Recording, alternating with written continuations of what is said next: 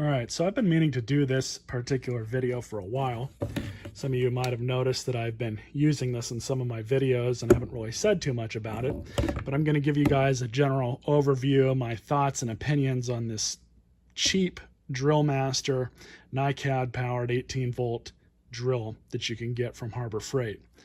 $20 will get you the drill, the charger, and a battery. $25 will get you a light and I believe one battery, if not two. I'm not 100% sure about that. If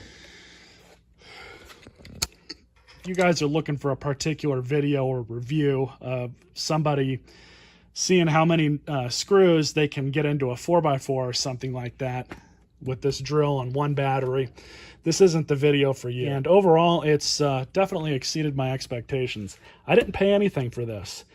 At one point I did have, and I can't remember how much I paid for that one, but it was 4 or 5 years ago, and I don't even remember what happened to it. Can't remember if I accidentally threw it away or something, but this one I found in the garbage with a battery.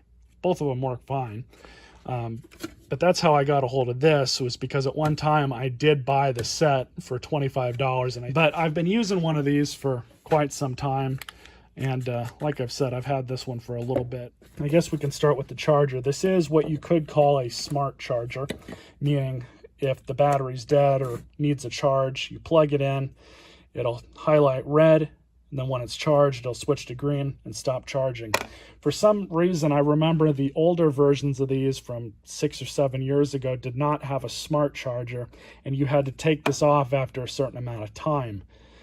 This is a very nice feature that they included at this price point. For 20 bucks, and you get something that you really don't necessarily have to worry about in that regard. That's pretty nice. So as far as these batteries are concerned, I haven't done a time test. I couldn't tell you how many or how long each one lasts, other than they last a considerable amount of time. And with how much time that I get out of each battery, it's not really something I'm worried about. Nothing irks me as they're having any sort of power loss issues or they're dying too quick. So as far as the batteries are concerned, for everything that I've used this little drill for, no issues there. I've used the light as well. It's fairly bright. It's not the brightest in the world, but it's bright enough to get the job done. I've used this inside of the car, inside hard to reach areas, something where I need the light to be sitting like this, and you can move the neck around like that.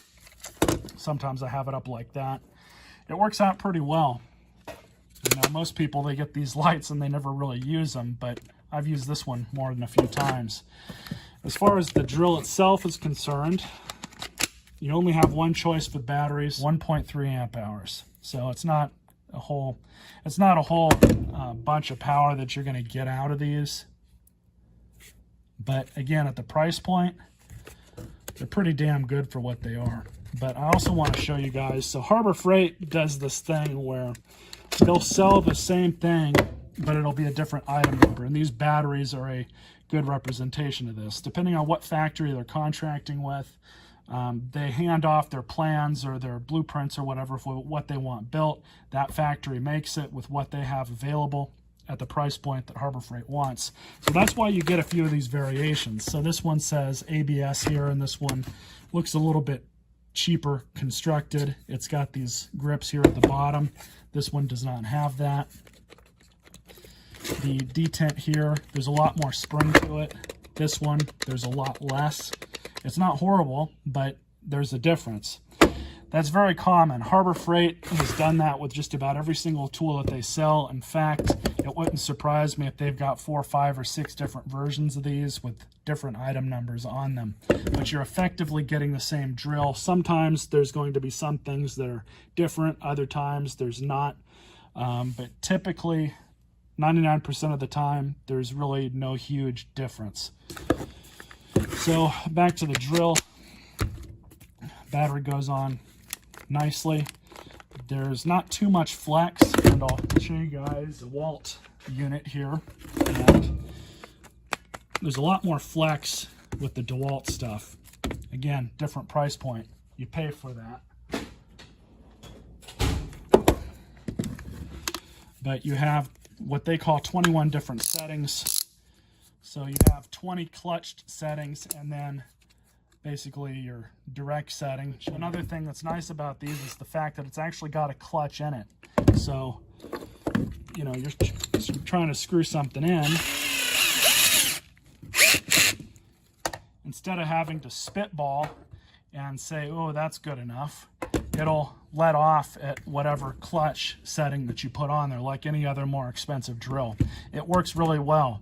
I've had a lot of good luck with this and haven't had any issues stripping any screws out. And that's going into wood, that's going into metal, and that's going into plastic like this. I specifically use this drill for pulling apart a lot of vacuums and small electronics, either to fix or to scrap. And especially the stuff I'm fixing when I'm putting screws back in, I have never had an issue with this drill stripping out any screws into plastic. As long as you have it at the right clutch setting, you're never going to have that issue. But one thing that I don't like about it is on more expensive drills, and again, price point, you'll have a 2-speed setting. So you'll have a 1-speed and then a 2nd speed, and one of them will be faster than the other. This one doesn't have that. It's just the trigger. But it's not on or off. There's actually a good amount. There's a good amount of resistance in there, so you can alleviate the speed a little bit. You also have a really nice LED light, which does come in handy. I've actually really liked that feature. You have your standard universal chuck here, and you can put things back in just like this. There's that clutch that I was mentioning. Perfect. Again, for what it is, it's really not that bad. Now, before I clip out, what I like about these cheaper tools is if you break them, it's not a huge deal. You just go out and buy another one, or if it's still under warranty, you go get another one. Fit and finish isn't going to be the best, especially like right here, but that's easy enough to fix with some RTV silicone. But for the price point and for what you get, it's honestly a really good deal. And I know for a fact Harbor Freight sells a ton of these little drills. For your average homeowner, they're great, especially for somebody who's not really going to be, you know, needing something like a Milwaukee or a DeWalt. And before those of you say that, oh, you should just buy better tools to begin with, well, here you go. I've got DeWalt's, plenty of batteries, my reciprocating saw here, and then I've got my 2 little Bosch mini drills. But you know what? I grab this thing the most, of course, depending on the job, but for just pulling screws out, putting them back in, this thing's great. No problems with it.